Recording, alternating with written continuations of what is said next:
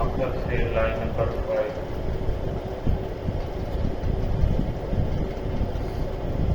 سورۃ اعراف کی آیت نمبر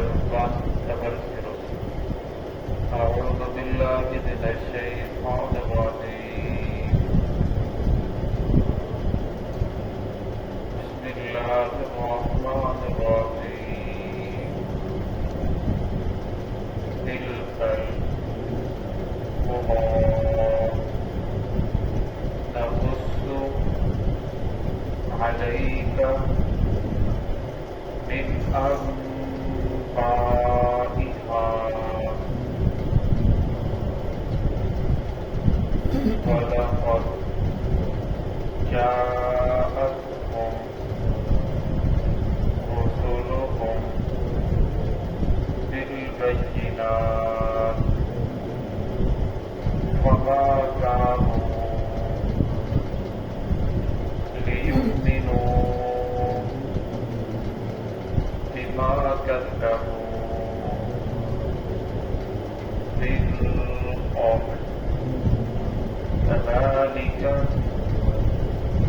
يطبع الله على قلوب الكافرين وما وجدنا لأكثرهم سمعا وإن وجدنا أكثرهم لفاسقين. بسم الله الرحمن الرحيم تلك القرى نقص عليك من أنبائها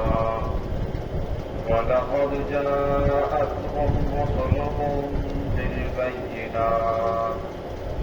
فما كانوا ليؤمنوا بما كذبوا من قبل كذلك يطبع الله على قلوب الكافرين وما وجدنا لأكثرهم من عهد وإن وجدنا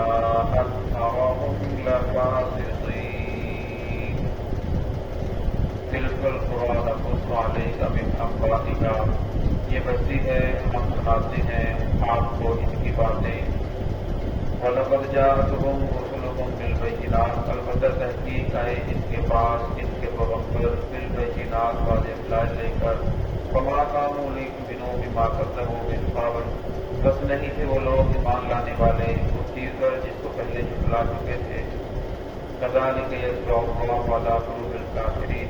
اسی طرح اللہ رب العزت مہر کر دیتا ہے کافروں کے دلوں کے اوپر. وما وجدنا لأكثرهم من عهد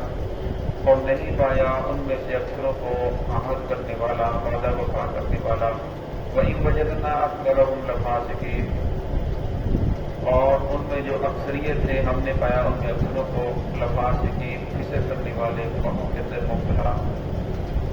اس پہلی آیت کے اندر اللہ رب العزت محمد رسول اللہ صلی اللہ علیہ وسلم کو بتا رہے ہیں کہ ہم آپ کو پہلے لوگوں کی خبریں سناتے ہیں ان کی قصے کہانیاں سناتے ہیں ان کی باتیں آپ کو سنانا چاہتے ہیں. اللہ رب العزت نے مال و دولت دیا اقتدار دیا دنیا کی شہرت دی اولاد دی. انہوں نے ایسی مال و دولت دی کہ ایسے پانی کے بڑے بڑے ڈیم بنا رکھے تھے جسے باغوں کو سیراب کیا جاتا تھا اور باغوں کی فراوانی تھی. اللہ رب العزت کی بے شمار نہیں سے تھی. پھر اللہ رب العزت نے ان کے پاس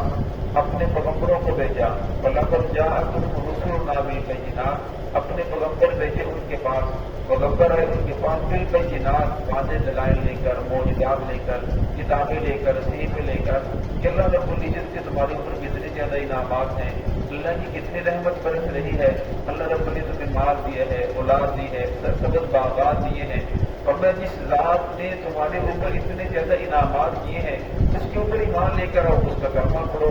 اس کے نبی کی بات کو مانو اس راستے کو اختیار کرو. وما كانوا ليؤمنوا ورنہ نہیں تھے وہ لوگ ایمان لانے والے بیمار کر دبو میں جس چیز کو پہلے جھٹلا چکے تھے شروع کے اندر انہوں نے جس چیز کو جھٹلا دیا، انکار کر دیا، آخر تک اسی کے اوپر ڈٹے رہے کہ اب ہم ایمان لے کر نہیں آئیں گے۔ دلائل بھی دیکھے، معجزات بھی دیکھے، ساری نعمتیں دیکھی، لیکن پھر بھی وہ لوگ ایمان لے کر نہیں آئے۔ وما كانوا يؤمنون بما كذبوا من قبل كذلك يطبع الله على قلوب الكافرين۔ اور میں اسی طرح پھر اللہ رب العزت کی ذات نے بھی ان کے دلوں کے اوپر مہر لگا دی۔ اب میں اللہ رب العزت کسی انسان کے اوپر ایسے ہی مہر نہیں لگا دیتے، اور میں جب بندہ گناہ کرتا ہے پھر کفر کے اندر چلا جاتا ہے گناہ کرتے کرتے، اور میں پھر اللہ رب العزت کی ذات بندے کے دل کے اوپر مہر لگا دیتے ہیں۔ میں اور آپ جس آیت سے مستفید ہو رہے ہیں، اب اس کے اندر سوچنے کی بات یہ ہے کہ کیا ان گناہوں کے اندر جس سے منع کیا گیا، جس سے پہلی کو قوم میں ہلاک ہوئی، میں اور آپ تو کسی گناہ کے اندر ملوث نہیں ہے؟ کہیں میری ذات کے اندر تو کوئی ایسا گناہ نہیں پایا جا رہا؟ کیا میں محمد رسول اللہ صلی اللہ علیہ وسلم کا فرمان سن کر دل میں خوشی ہوتی ہے، یا محمد رسول اللہ صلی اللہ علیہ وسلم کا فرمان سن کر دل کے اوپر بوجھ اور تنگی محسوس ہونا شروع ہو جاتی ہے؟ اور میں کہتا ہوں کہ ان ساری باتوں کو چھوڑ دو، میں نے بہت سے گاڑیوں والے دیکھے ہیں، میں نے بہت سے نمازی دیکھے ہیں، یہ سب ایسے ہی ہے۔ اصل کے اندر قرآن پاک جو ہے یہ مرض کی تشخیص کرتا ہے کہ جس طرح ڈاکٹر کے پاس جائے تو ڈاکٹر بتا دیتا ہے کہ اس انسان کو فلاں مرض اس کی تشخیص کر دیتا ہے، ورنہ اس طرح قرآن پاک بھی مرض کی تشخیص کرتا ہے۔ اگر انسان اس گناہ کے اندر ملوث رہتا ہے پھر بھی سیدھے راستے کے اوپر نہیں آتا، توبہ نہیں کرتا، ورنہ اس کی ہلکی سی سزا دنیا کے اندر یہ ملتی ہے کہ انسان پھر اس گناہ کے حیا ختم ہو جاتا ہے۔ گناہ تو گناہ ہی نہیں سمجھتا، بلکہ گناہ کرنے کے بعد، دھوکہ دینے کے بعد اپنی عقل مندی سمجھتا ہے اور اپنی ہنر مندی سمجھتا ہے۔ قتل و غارت کرنے کے بعد پھر وہ انسان سمجھتا ہے کہ میں تو بڑا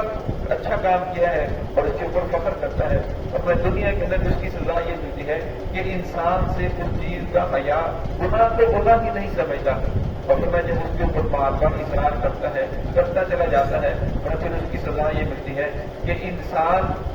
اللہ رب العزت انسان کے دل کے اوپر مہر لگا دیتے ہیں، اور میں پھر اس دیکھنے کی بات کو قبول نہیں کرتا ہے، سیدھے راستے کی طرف آنے کے لیے تیار نہیں ہوتا۔ اب جہنم کا جہاں بھی تذکرہ ہے قرآن پاک میں، محل شاہ بڑھنا ہے وہ عزت للکافرین، وہ تیار کی گئی ہے کافروں کے لیے۔ لیکن فرمایا مسلمان کو کیا ہو گیا؟ یہ نام تو مسلمانوں والا، نام عبداللہ ہے، نام غلام رسول ہے، لیکن اللہ کی بات ماننے کے لیے تیار نہیں، محمد رسول اللہ صلی اللہ علیہ وسلم کے طریقے کے اوپر چلنے کے لیے تیار نہیں ہے۔ اور میں آخر کیا بات ہے، اور میں اگر یہ انسان نہیں مانے گا پھر آہستہ آہستہ انسان بظاہر تو سمجھتا ہے میں مسلمان ہوں، لیکن زبان سے ایسے جملے نکالتا ہے، قیم ایسے کرتا ہے، وہ کفر کے اندر چلا جاتا ہے، اور جس کی وجہ سے وہ بھی دوزخ میں جانے کا سبب بن جاتا ہے۔ تو اللہ رب العزت نے ارشاد فرمایا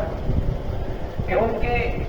سب سے بڑی وجہ وہاں وجدنا لأکثرہم من عہد، ہم نے نہیں پایا ان میں سے اکثروں کو وعدہ وفا کرنے والا، جو بھی وعدہ کرتے تھے وعدے کو توڑ دیتے تھے، جھوٹ بولتے تھے، جھوٹ بول کر اچھی چیز کو مہنگے دام میں فروخت کر دیتے تھے، اب اسی طرح لوگوں کے ساتھ فرار کرتے تھے، سود کھاتے تھے، اور اس کو اپنی ہنر مندی سمجھتے تھے۔ اور جب یہ لوگ ان چیزوں کے اندر ملوث ہوئے پھر اللہ رب العزت کی پکڑ لیا کہ اصل کے اندر انسان اس زندگی کو اپنی ملکیت سمجھتا ہے، زندگی کو اللہ کی عطا نہیں سمجھتا، اس زندگی کو اپنی ملکیت سمجھتا ہے۔ جب اپنی ملکیت سمجھتا ہے پھر اپنی مرضی کے مطابق، اپنی چاہت کے مطابق اسے گزارنا چاہتا ہے۔ اللہ رب العزت نے بندے کو بے شمار نعمتیں عطا فرمائی ہیں، اور ساری نعمتیں عطا کرنے کے بعد صرف ایک شرط لگائی ہے، اے میرے بندے تو نے اس نعمتوں کو استعمال کرنا ہے، لیکن شرط یہ ہے کہ جو محمد رسول اللہ صلی اللہ علیہ وسلم کا طریقہ ہے، جو میرا نبی بتائے اس کے مطابق ان نعمتوں کو استعمال کرنا ہے۔ لیکن فرمایا کہ بندہ ان ساری نعمتوں کو اپنی ملکیت سمجھتا ہے اور اپنی چاہت کے مطابق استعمال کرنا چاہتا ہے، اور فرمایا حالانکہ اللہ رب العزت فرماتے ہیں کہ دنیا میں جتنی بھی چیزیں ہیں یہ ساری کی ساری میری ملکیت ہیں، میں نے بندے کو عارضی طور پر استعمال کرنے کی اجازت دی ہے، ایک وقت آئے گا اجازت ختم ہو جائے گی، روح نکل جائے گی، اور میں بھی ساری کی ساری چیزیں یہی چھوڑ کر بندہ چلا جائے گا۔ تو اللہ شاہ فرماتے ہیں کہ میں نے جتنی بھی نعمتیں عطا فرمائی ہیں یہ ساری کی ساری تجھے عطا فرمائی ہے، تجھے اختیار دیا ہے، لیکن صرف ایک شرط ہے جو محمد رسول اللہ صلی اللہ علیہ وسلم نے بتایا ہے اس طریقے کے مطابق استعمال کرے تو تیرے لیے کامیابی ہے، اگر اس سے ہٹ جائے گا تو پھر اپنی دنیا میں بھی ناکامی ہے اور آخرت بھی ہمیشہ ہمیشہ ناکامی ہے۔ اور جب انسان اس بات کا عزم کر لے کہ میں نے بات کو نہیں ماننا، جب دل کے اوپر مہر لگ جائے پھر فرمایا پیر مولوی تو کیا اس کے پاس نبی بھی آ جائے تو بات ماننے کے لیے تیار نہیں ہوتا۔ ابو جہل کے آپ صلی اللہ علیہ وسلم کے پاس آئے اور آ کر کہنے لگا کہ اے محمد بتاؤ میری مٹھی کے اندر کیا ہے، اور اگر میں بتا دوں تو کلمہ پڑھ لے گا، فرمایا بالکل۔ آپ صلی اللہ علیہ وسلم فرمایا کہ یہ مٹھی کے اندر جو چیز ہے وہ بتا دے میں کون ہوں۔ تو فرمایا کنکر جو تھے مٹھی کے اندر انہوں نے کلمہ پڑھنا شروع کیا، لا الہ الا اللہ محمد رسول اللہ، اس نے فوراً پھینک دیا اور کہنے لگا کہ محمد کا جادو تمہارے اوپر بھی چل چکا ہے۔ اصل کے اندر جب انسان قسم کر لیتا ہے میں نے نہیں مانا، اور پھر دنیا کی کوئی طاقت اسے منوا نہیں سکتی، ورنہ انسان سیدھے راستے کے اوپر اسی وقت آتا ہے جب وہ دل کے اندر طرف دکھاتا ہے، خود اسے راستے کے اوپر آنا چاہتا ہے، پر پھر اللہ رب العزت اس کے لیے سیدھا راستہ آسان کر دیتے ہیں۔ وَإِن وَجَدْنَا أَكْثَرَهُمْ لَفَاسِقِينَ، اور ہم نے پایا ان میں سے اکثر کو نافرمانی کرنے والا، اکثر جو تھے وہ نافرمانی کرنے والے تھے، سیدھے راستے کے اوپر چلنے والے بہت کم تھے۔ اس آیت کو سامنے رکھ کر انسان کو سوچنا چاہیے کہ کیا میں تو کسی اس گناہ کے اندر ملوث نہیں ہوں، یا کوئی ایسا گناہ تو نہیں ہے جو اس کا ذکر اللہ رب العزت نے قرآن پاک میں ذکر فرمایا اور میں اس گناہ کو کیے جا رہا ہوں۔ اور میں